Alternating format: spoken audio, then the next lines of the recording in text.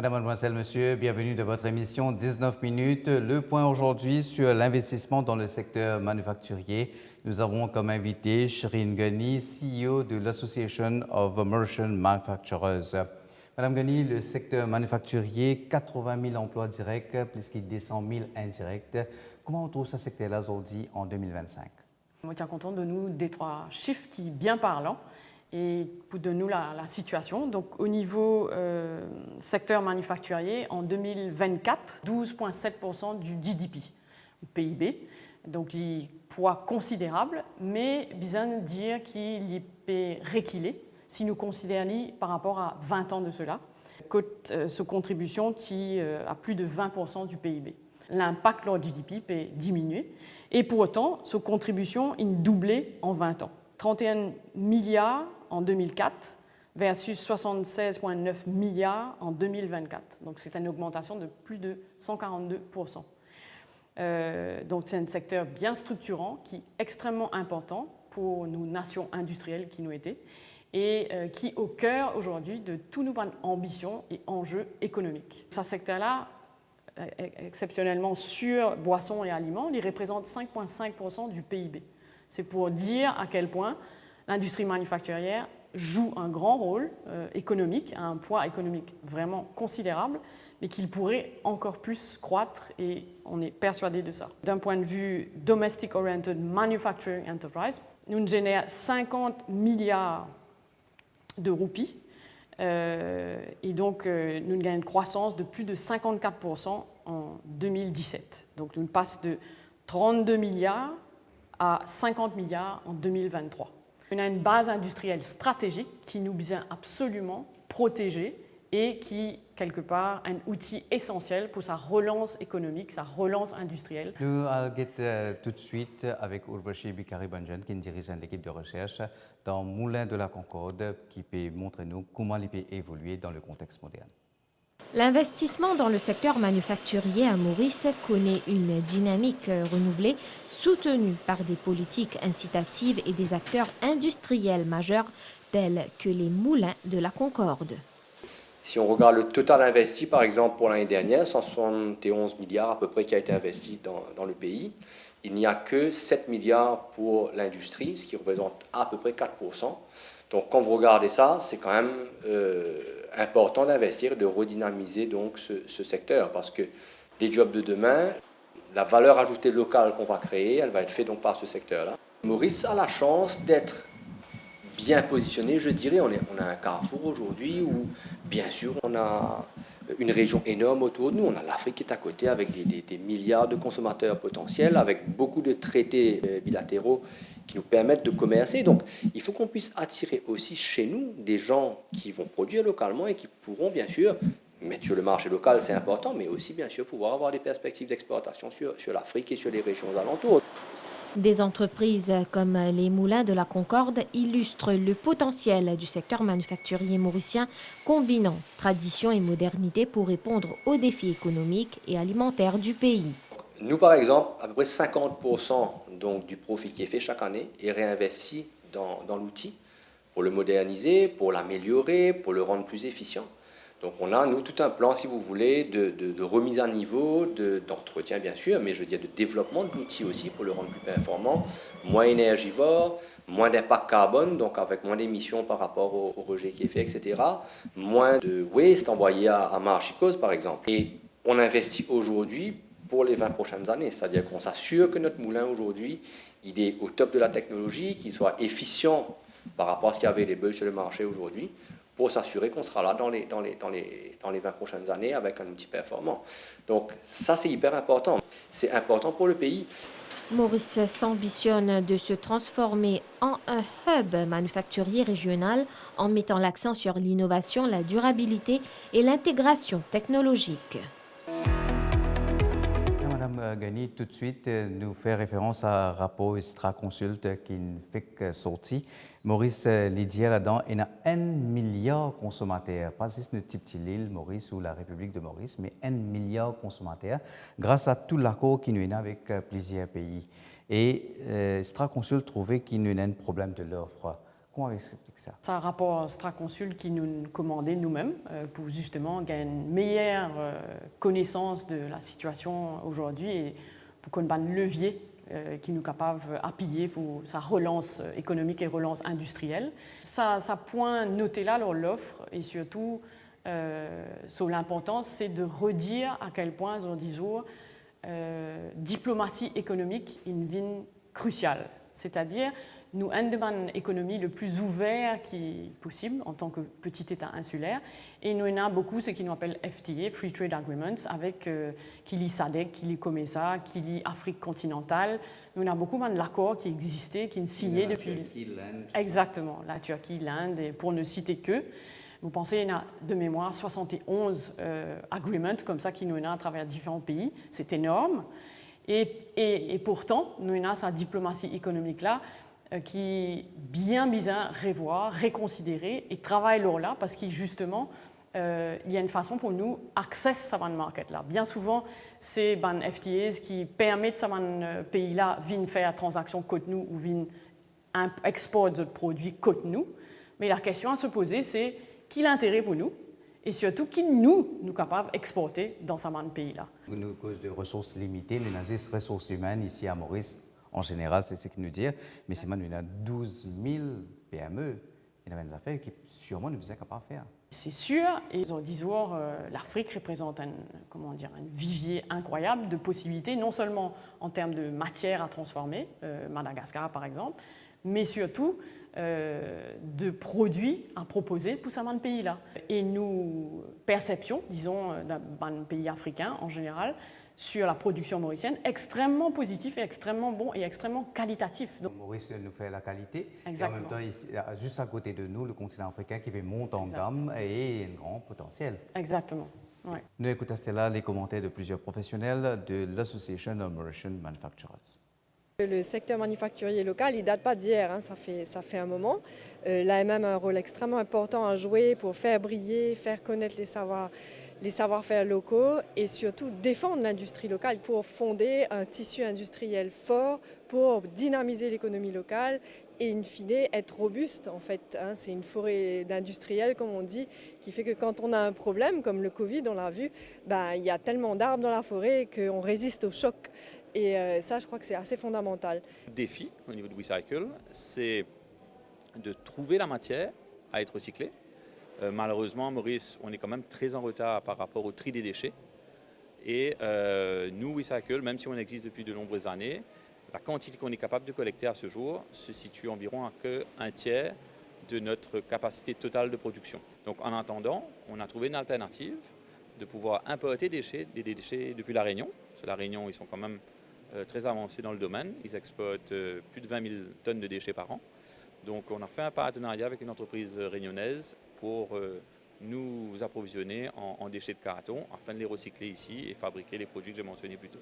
Je pense qu'aujourd'hui, le local manufacturing, l'industrie locale, amorce sa troisième étape. Donc il y a une première partie où c'était vraiment agroalimentaire, donc transformation de la canne à sucre. Une deuxième partie où on a connu l'essor du textile, avec aussi ces domestic oriented enterprises qui ont toujours été là avant même l'indépendance. Donc là aujourd'hui on vit cette troisième étape où on a consolidé nos assises à Maurice sur notre capacité de production, sur nos compétences et on commence à regarder vers le régional et même vers l'international en utilisant nos compétences locales pour pouvoir aller sur d'autres marchés et faire bénéficier ces autres marchés de ce qu'on a pu acquérir comme compétences durant ces plus de 30 dernières années. Je pense qu'un défi pour l'industrie mauricienne, ce sera l'innovation. On en parle souvent, c'est souvent flou. Il y a un gros déficit de compétences pour pouvoir faire en sorte que l'innovation industrielle soit présente à Maurice. Madame Gani, nous avons une question du public et plusieurs questions des travailleurs du secteur manufacturier.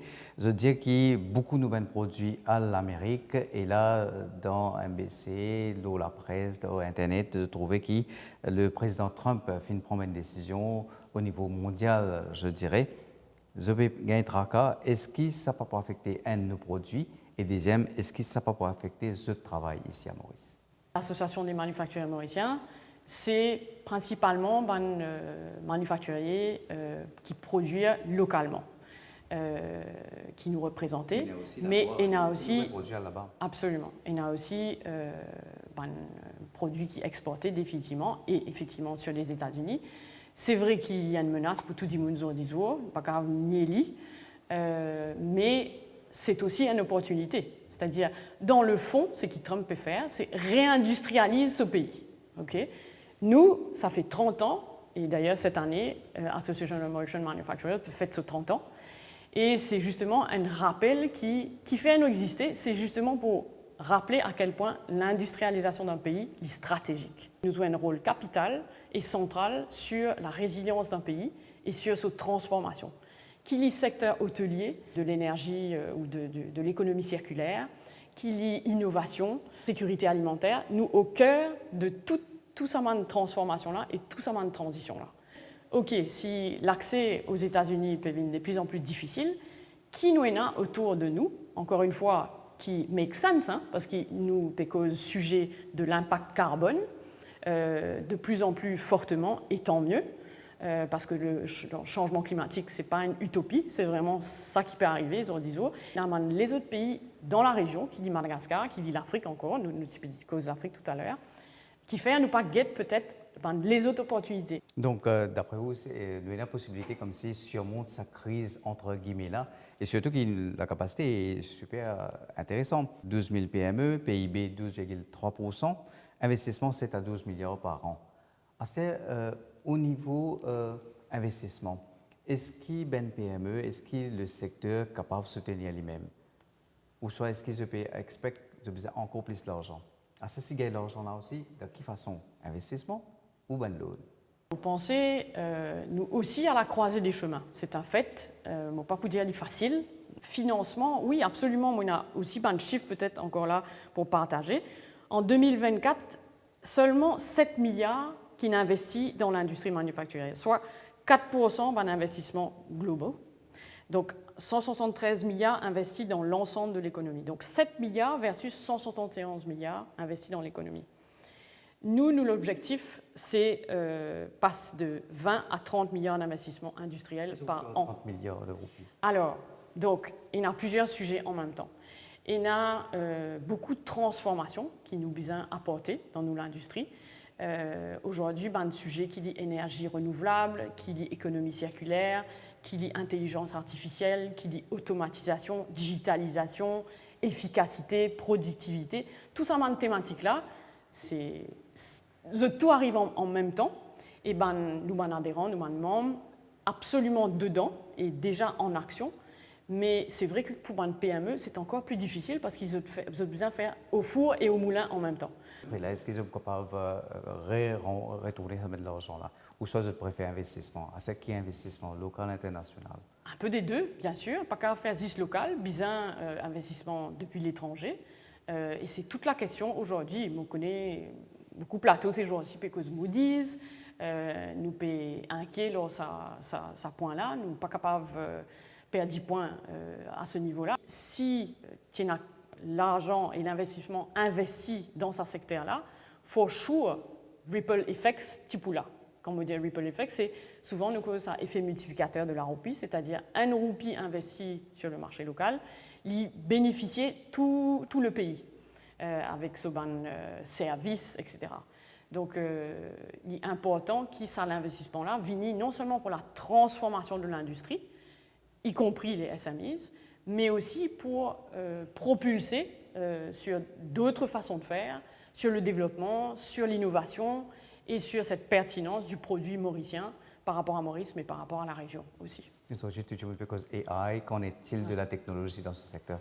On fait que faire justement une formation customisée pour nos membres, une semaine de cela, échelonnée sur 3 semaines, il est extraordinaire. C'est sûr que ce qui nous tente le plus souvent, c'est les pour casse nous l'emploi, les pour couper l'emploi, etc., etc. Nous trouvons qu'il est le contraire. Et si mon cas fait un lien entre, vous pensez qu'il y a un article dans la presse, la valeur du travail productif, qui est bien regretté, Donc c'est tout un emploi dans l'industrie, secteur agricole, secteur hôtelier, etc. etc. Est-ce que vous avez demandé de formation pour ça? C'est nous qui, justement, accompagnent la transformation de l'industrie. Donc nous customisons, nous trouvons un expert et qui donne une formation spécialement pour un industriel et pour une entreprise en général. Donc à travers cette formation-là, au contraire, les membres eux-mêmes, donc les manufacturers eux-mêmes, SMI y compris, ils trouvaient à quel point, au contraire, ils sont capables de créer un nouveau emploi, et une nouvelle façon de faire, et donc apportent une nouvelle expertise dans l'entreprise. Madame Gani, il y a une autre question du public qui nous gagne. C'est surtout question jeune. C'est-à-dire aujourd'hui, beaucoup de jeunes y aller parce qu'ils ne sont pas rétroser sur le marché mauricien. Dans où secteur, comment on trouve place ben jeunes et qui sont capables de faire? Comment on trouve l'avenir? Une bonne entreprise bien accueillante pour ces jeunes-là, bien proposer un emploi intéressant, valorisant, etc. Mais c'est là où on dit que c'est une responsabilité sociétale. Il est important qui nous valorise un métier de la main aussi.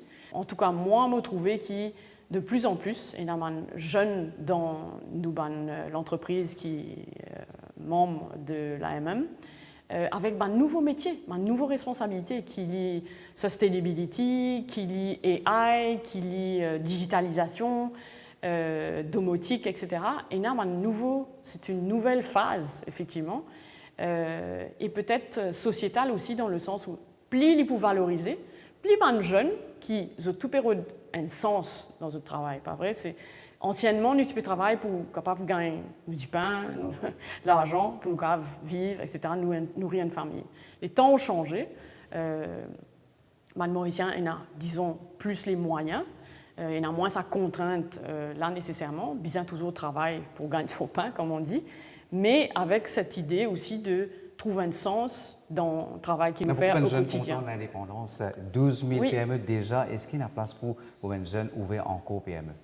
Bien clarifier qui était un PME et qui était un entrepreneur. Aujourd'hui, pour donner un exemple, TikTok par exemple, beaucoup de produits peuvent vendre leur TikTok jusqu'à Enneagrammatin, Désagrammatin, tout un influenceur et n'importe qui a un influenceur, il a vendre ce qu'il est, leur TikTok et ça peut marcher pour le moment. Okay?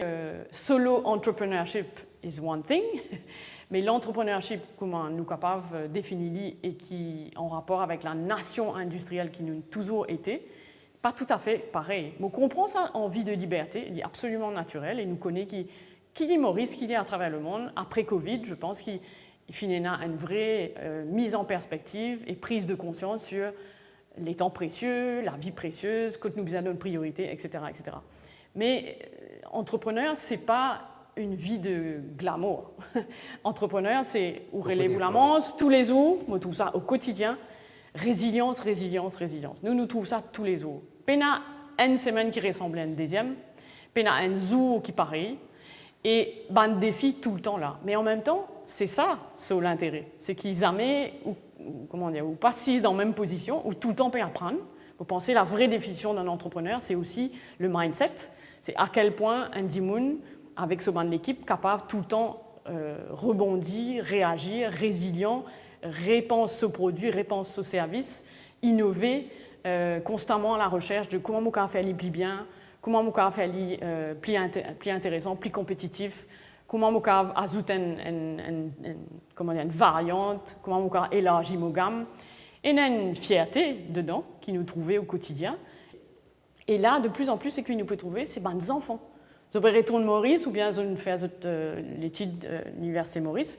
Ils ont décidé pour intégrer l'entreprise familiale. Et ça fait du bien à voir. Et ils pensé qu'ils nous bien bizarre un entrepreneur jeune, parce qu'ils justement nous bien réponse à Maurice de demain là, avec une offre encore plus, qui continue à évoluer et qui répondent à une attente mauricien, mais plus encore une fois sur la région. Merci Madame Gani pour toutes ces précisions. C'était Sherin Gani, CEO de l'Association of Merchant Manufacturers. Le point donc sur l'investissement dans le secteur manufacturier, une urgence stratégique. Madame, Monsieur, merci. Au revoir.